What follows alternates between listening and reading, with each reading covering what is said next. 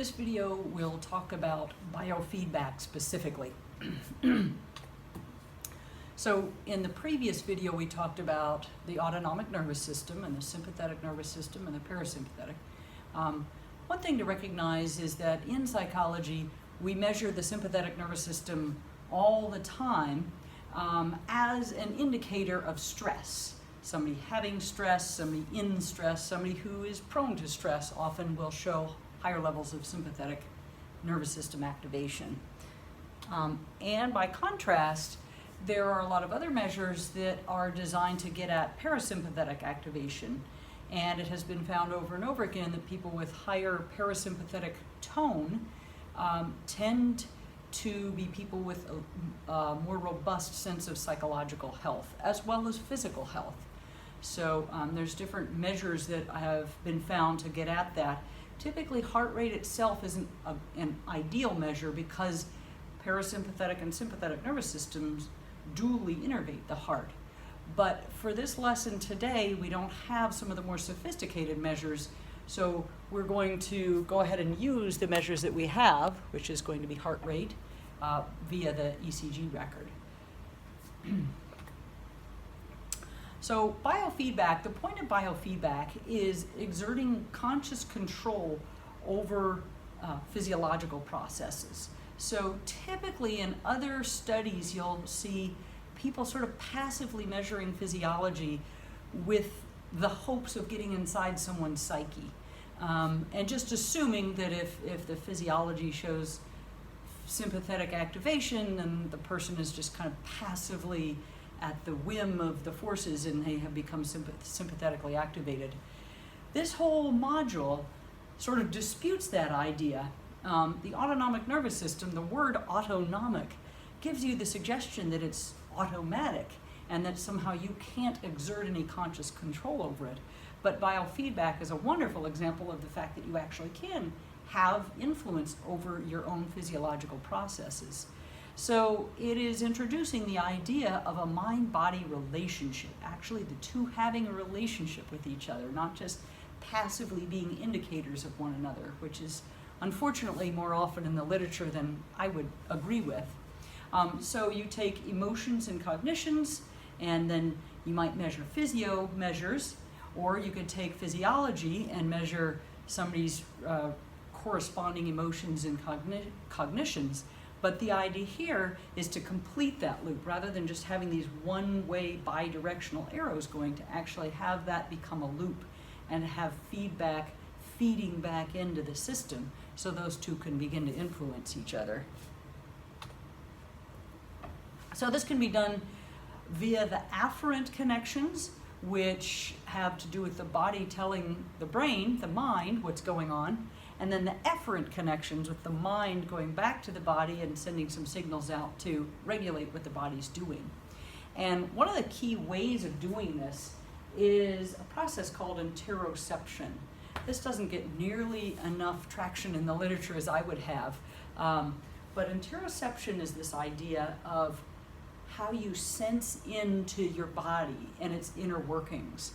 So it's through Anteroception that when you got scared to death one day and you could feel your heart pounding in your chest, that was Anteroception. You were sensing, it's a sensation that is directed inward and sensing into bodily activities in your body. So Anteroception is a wonderful way through which you can sense into some of the physiological workings. Some of these physiological workings are way beyond your ability to sense into, but others you can sense into. And in doing so, then you become aware of the physiology and you can then maybe have a chance at changing it.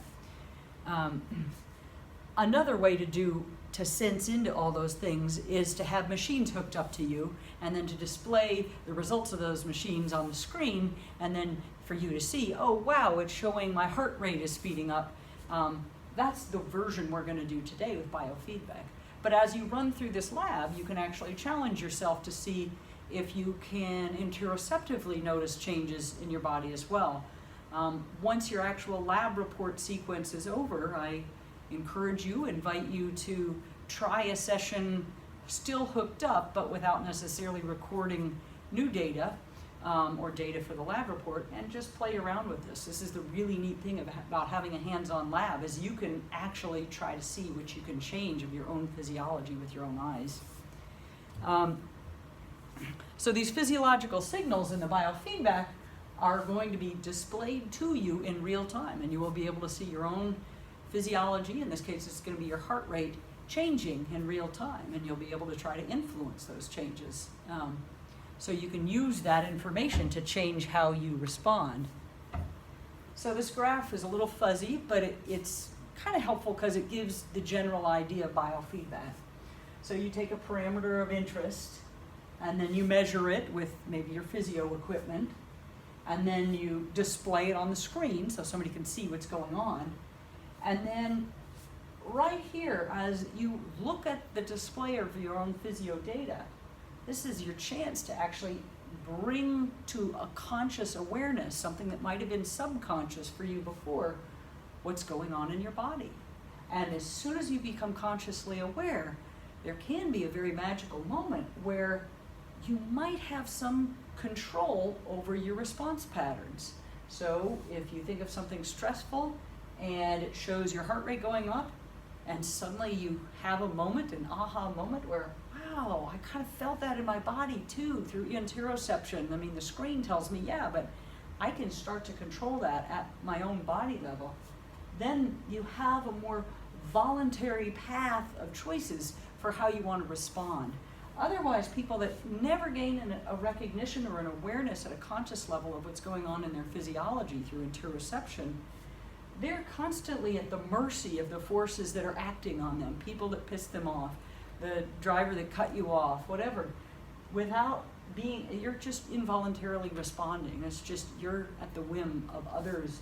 And so having a control over your body gives you a chance to have a control over your actions and how you respond to other people's insults or other things, stressors in your world.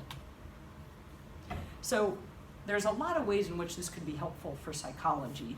And there's a lot of measurements that can be taken to use as biofeedback tools. So today we're going to use ECG, measure heart rate, and use that as a kind of a biofeedback. You'll be able to see your heart rate displayed on screen. There's other systems that can use EMG, so measuring muscle tension in different places, and give a feedback and show that tension, and then allow somebody to develop an interoceptive awareness of that.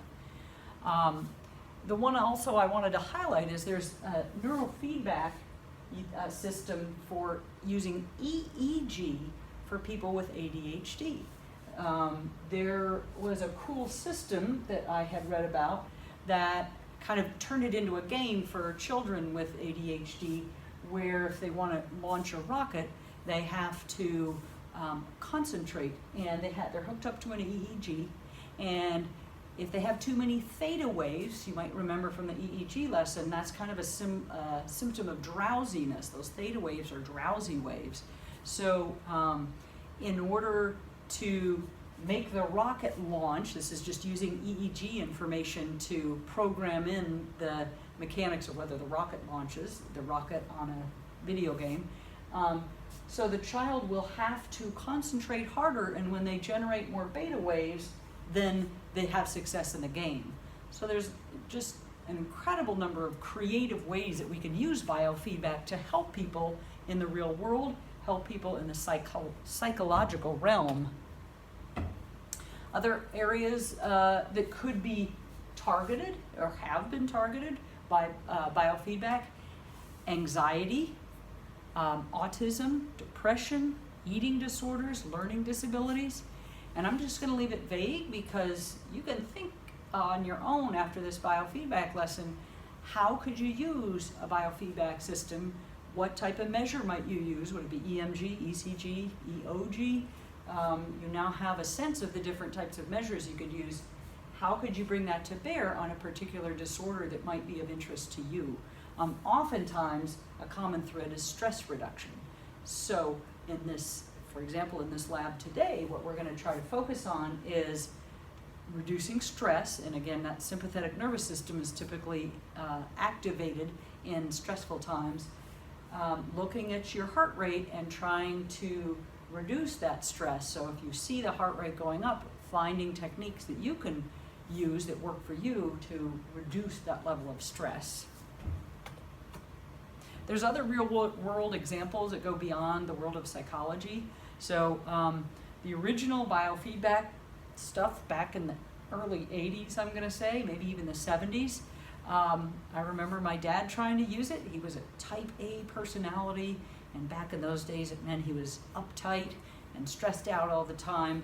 And someone had introduced him to a program to try to reduce his stress by kind of recognizing the physiological signs. Headache management. Sometimes people can control headaches with certain types of biofeedback. Lowering heart rate and blood pressure, that was a big kind of trigger back in the day, and it still is a big issue, but biofeedback can be a way of accessing that. So again, the theme here is teaching somebody to activate their parasympathetic, their rest and digest, their stress reduction system, and decreasing sympathetic nervous system activation. Other real world examples, there's many of them, but lots of different kind of real world ailments have been targeted by biofeedback. This is just a small list. I think I put motion sickness twice, maybe that's because I suffer from it. But lots of injuries, different types of pain. Pain is an especially hot topic in the psychological research today because it crosses the boundaries between psychology and physiology. So hopefully this gives you a really good sense of what all can be done with biofeedback.